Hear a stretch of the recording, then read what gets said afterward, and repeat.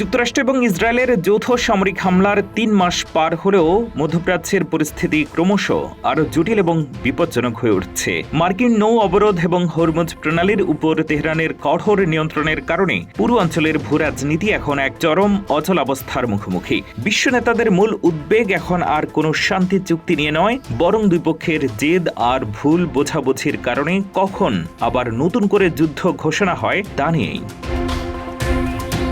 রয়টার্সের এক বিশেষ রিপোর্টে উঠে এসেছে, পাকিস্তানের মধ্যস্থতা করলেও ওয়াশিংটন এবং তেহরানের মধ্যকার মতবিরোধ আকাশচুম্বী। মার্কিন প্রেসিডেন্ট ডোনাল্ড ট্রাম্প ইরানকে হুঁশিয়ারি দিয়ে বলেছেন, সময় ফুরিয়ে আসছে, দ্রুত চুক্তি করো, না হলে চরম পরিণতি ভোগ করতে হবে। যুক্তরাষ্ট্র শর্ত দিয়েছে, ইরানকে আগামী ২০ বছরের জন্য ইউরেনিয়াম সমৃদ্ধকরণ পুরোপুরি বন্ধ করতে হবে এবং তাদের সমস্ত পরমাণু মজুদ ওয়াশিংটনের কাছে হস্তান্তর করতে হবে। কিন্তু ইরান এই প্রস্তাব সরাসরি প্রত্যাখ্যান করেছে। ইরানি কর্মকর্তাদের মতে পরমাণু সক্ষমতা এবং হরমুজ প্রণালীর নিয়ন্ত্রণ তাদের টিকে থাকার মূল ভিত্তি।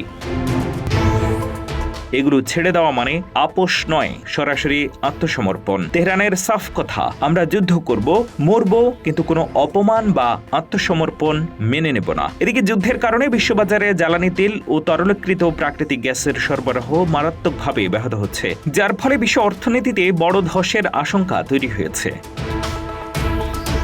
মার্কিন এবং ইসরায়েলি গোয়েন্দা বিশেষজ্ঞরা সতর্ক করেছেন যে সামরিক শক্তি প্রয়োগ করে ইরানকে নতজানু করার যে ধারণা ওয়াশিংটন পোষণ করছে তা অতীতেও ব্যর্থ হয়েছে এবং এবারও ব্যর্থ হতে পারে। দুই পক্ষই মনে করছে সময় তাদের পক্ষে কাজ করছে, আর এই বিপজ্জনক ধারণাই মধ্যপ্রাচ্যকে এক ভয়ঙ্কর দীর্ঘমেয়াদী যুদ্ধের দিকে ঠেলে দিচ্ছে।